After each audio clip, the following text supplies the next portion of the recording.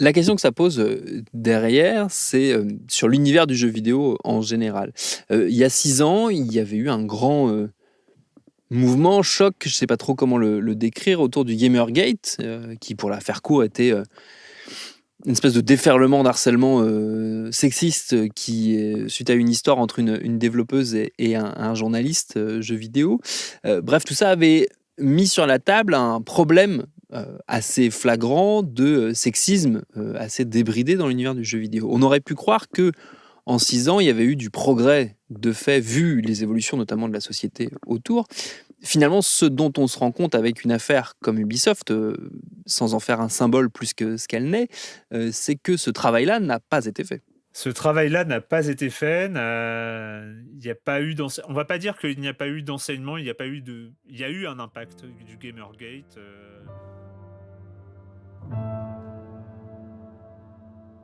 Un impact du Gamergate. Mais le Gamergate, c'est quoi? C'était quand et d'où ça vient? Le monde du jeu vidéo n'a jamais été un exemple en termes d'inclusivité ou de tolérance, et le Gamergate est l'un des exemples les plus concrets. Le Gamergate, c'est une longue histoire, mais en seul résumé, le Gamergate, c'est ça. C'est une vague de harcèlement gigantesque, misogyne et raciste, débutée en 2014 sur Internet. À l'origine, Zoe Quinn, et elle a été accusée à tort d'avoir couché avec un journaliste pour avoir une bonne review sur son jeu qui parle de dépression. De là, les joueurs, en majorité des hommes, s'inquiètent pour la neutralité des journalistes, mais aussi et surtout de l'arrivée des femmes dans le jeu vidéo. Ils avaient peur que leurs jeux vidéo deviennent des jeux de jardinage ou des jeux de promenade, des walking simulators.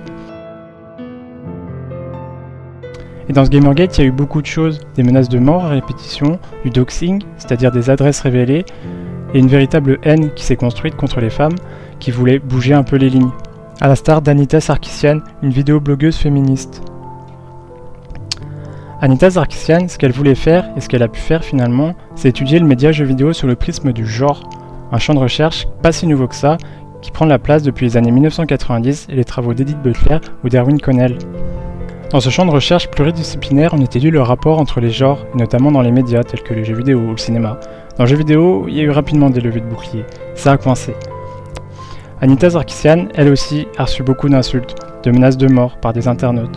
Il y a même eu un jeu sur navigateur dans lequel on pouvait tabasser son visage jusqu'à ce qu'il soit méconnaissable. Les événements ont même pris une tournure toute particulière lorsqu'elle a reçu une menace d'attentat à la bombe lors d'un événement dans lequel elle devait prendre la parole. Un attentat à la bombe. Heureusement, rien de grave s'est passé, mais il y a vraiment un truc qui cloche. Il y a un truc qui se passe sur Internet. Il y a beaucoup de choses qui se passent. Je fais juste une petite parenthèse. Si vous voulez aller plus loin dans les études de genre et le Gamergate, il y a le documentaire de Thomas de Game Spectrum qui parle de ça, des masculinités hégémoniques. C'est un documentaire qui dure 2 heures, qui est sur YouTube. Voilà, et c'est une vidéo qui m'a beaucoup inspiré finalement pour cette vidéo.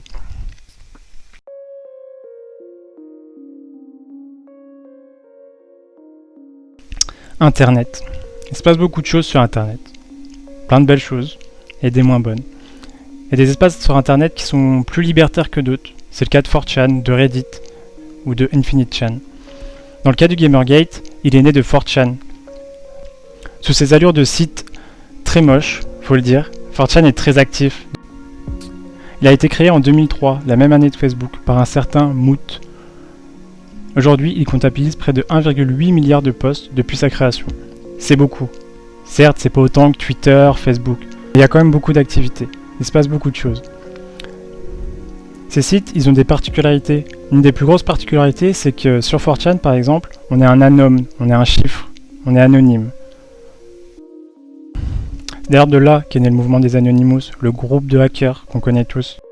Sur des sites sur 4chan, à l'origine, il n'y a aucune modération. C'est difficile de résumer tout ce qui se passe sur 4chan. Notamment, il y a beaucoup de choses bien, des choses très drôles. La plupart des mèmes qu'on connaît, ils sortent de là, ils sortent de 4chan. Mais il y a beaucoup de choses qui se passent. C'est un univers bien particulier, avec ses propres codes. C'est un univers où, a priori, tout est permis.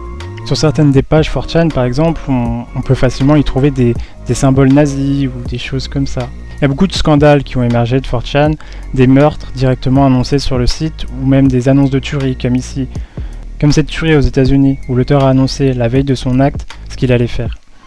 On comprend comment, sans modération, ça peut vite dégénérer. Et il n'y a pas que 4chan, il y a d'autres dérivés comme Reddit qu'on connaît aujourd'hui pas mal. Sur Reddit aussi, il y a eu beaucoup de messages de haine qui ont circulé, même facilement. Il n'y a pas de modérateur directement rattaché au site, mais il y a des modérateurs bénévoles par subreddit. Alors forcément, il y a des subreddits où ça se passe moins bien. C'est le cas de The Donald, qui était un terreau très fertile pour l'élection de Donald Trump. Mais elle est loin l'époque où Reddit ne faisait rien du tout. The Donald a été banni récemment. Reddit c'est gros aujourd'hui, surtout aux États-Unis. Et Steve Huffman, dans une interview accordée au New York Times, disait « Quand on a commencé Reddit il y a 15 ans, on ne voulait rien bannir. C'était facile de dire de telles choses parce que mes opinions politiques étaient plus rigides et je manquais de perspective sur le monde. En 2010-2011, personne n'avait idée de l'influence que ces plateformes auraient. Et pourtant, en juillet 2020, Reddit a dû sévir. Il y a eu The Donald, mais aussi d'autres subreddits qui répandaient la haine, qui ont été tout simplement bannis du site. Moot, le créateur de 4chan, lui aussi il a été embêté. Lui, quand il a créé son site en 2003, il avait aucune idée de l'ampleur que ça pouvait avoir. Moot, il aurait jamais imaginé se retrouver devant un tribunal, et pourtant ça a été le cas. Il a commencé à bannir des gens, des anons donc. Et ça, les gens, ils l'ont très mal pris.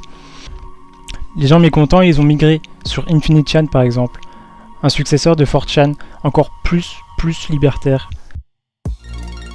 Il y a d'autres clones qui ont vu le jour comme WizardChan, qui est par exemple un site sur lequel des vierges de plus de 30 ans se retrouvent et discutent. WizardChan, c'est assez particulier, c'est un repère à incel. Les incels, I-N-C-E-L, ce sont des hommes célibataires par choix. Un mouvement à l'origine américain, mais qui s'est étendu avec Internet.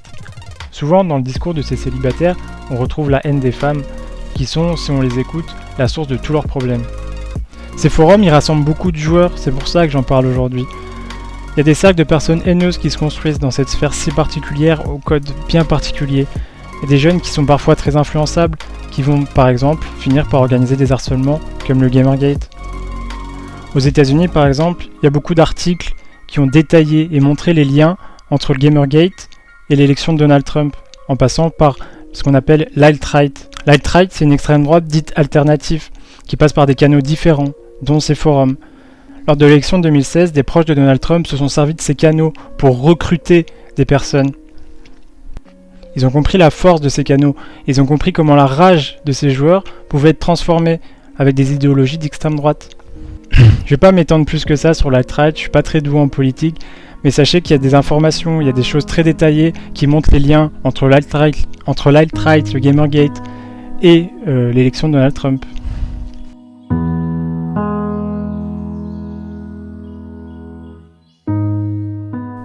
En 2018, il y avait encore 75% des développeurs qui étaient des hommes. Quand des femmes ou des personnes LGBTI proposent une autre vision du jeu vidéo, ça coince. Ce que je pense, et ce que beaucoup de gens pensent, c'est qu'il faut de la place pour d'autres jeux, faits par des femmes, faits par des personnes LGBTI, qui puissent s'exprimer pour faire et consommer du jeu vidéo, le jeu vidéo qui correspond, du jeu vidéo qui leur correspond, qui leur parle. Il y a de la place pour d'autres choses, comme les jeux vidéo expressifs, qui a été conceptualisé par Sébastien Guenvaux par exemple.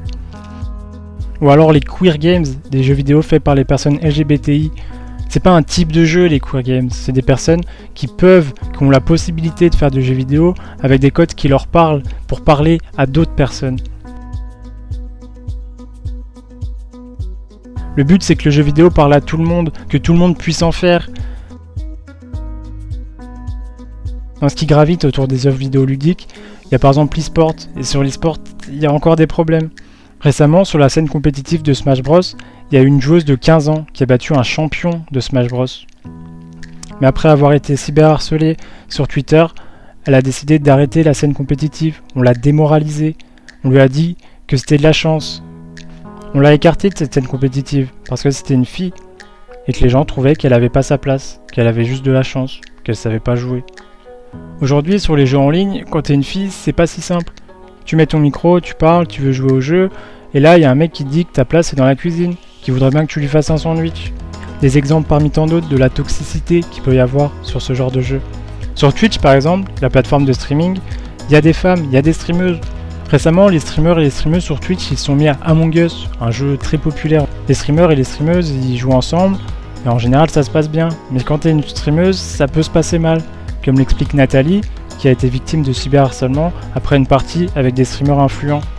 Ce harcèlement qu'elle a reçu, Nathalie, il est inacceptable. Elle a reçu des menaces parce qu'elle jouait entre guillemets mal à un jeu vidéo, à Among Us. Un jeu où de toute façon il faut mentir. Évidemment qu'elle a menti. C'est le but. Alors la conclusion, elle est difficile à faire. Je me suis peut-être un peu perdu, je suis désolé. J'espère que la vidéo sera pas trop longue. J'ai fait un peu au pif. Aujourd'hui, je dirais pas que le jeu vidéo est un boys club fermé et toxique. Mais il y a beaucoup de barrières encore pour les femmes, mais aussi pour les personnes queer et les personnes racisées. Il manque de la place, de la représentation, du respect et beaucoup de tolérance. Le monde du jeu vidéo a encore pas mal de choses à apprendre. L'interview que j'ai mis au début sur Ubisoft en est un exemple. Il n'y a pas vraiment eu d'impact du Gamergate, ou du moins c'est compliqué. A l'instar du mouvement MeToo, les développeuses qui travaillent ou qui ont travaillé pour Ubisoft ont pris la parole, ont dénoncé ces harcèlements qu'elles subissaient jour après jour. Et c'est important de prendre la parole, de dire ce qui va pas dans le monde du jeu vidéo, comment on pourrait progresser et avancer tous ensemble. C'est un problème qui est encore ancré dans beaucoup d'organisations du monde du jeu vidéo, comme sur Twitch par exemple, où récemment on a appris qu'au sein même du staff de Twitch, les personnels se moquaient des femmes qui streamaient. C'était pas du tout considéré, pas du tout respecté, et ça c'est insupportable. Et ça c'était il y a encore pas si longtemps. Alors voilà, je voulais juste avec ce petit extrait qui parle de ce qui s'est passé récemment sur Twitch. Honnêtement c'est un sujet qui est un peu difficile à aborder. Enfin moi je suis pas youtubeuse, je suis un peu naze. En plus ça fait 40 minutes que je tourne parce que je fais que bégayer, c'est un peu insupportable. C'est des choses qui personnellement m'intéressent beaucoup, c'est des sciences humaines, de la sociologie et c'est hyper intéressant. Encore une fois je vous redirige vers le documentaire de Game Spectrum si vraiment ça vous intéresse. Moi sur ce je vous souhaite vraiment beaucoup d'amour et je vous fais plein de bisous et je vous souhaite un bon confinement. J'espère que tout le monde va bien et que tout le monde ira bien. J'espère vraiment. Bref, je vous laisse avec l'extrait et au revoir. À l'époque, on a eu, enfin là en tout cas, il y a quelques semaines, on a eu un article qui nous parle de la création de Twitch à l'époque et à ses débuts. Et dedans, on y apprend qu'en fait, les streameuses de base, alors là, c'est plutôt du côté de Twitch américain, mais malheureusement, c'est eux qui dirigent tout dans le reste du monde, donc c'est un peu pareil. On apprend que les streameuses de base étaient pas du tout considérées comme les streamers masculins. Elles étaient appelées boob streamers par le personnel de Twitch. Elles étaient insultées, moquées et rabaissées par les membres du staff Twitch US eux-mêmes. Et quand elles ont commencé à rapporter des problèmes de harcèlement, d'insultes sur leur stream, etc., les développeurs ont fait comprendre que c'était pas du tout dans leur intérêt de développer des outils pour potentiellement contrer le harcèlement, etc., et qu'ils s'en fichaient royalement parce que si les meufs se font harceler, c'est pas grave en fait.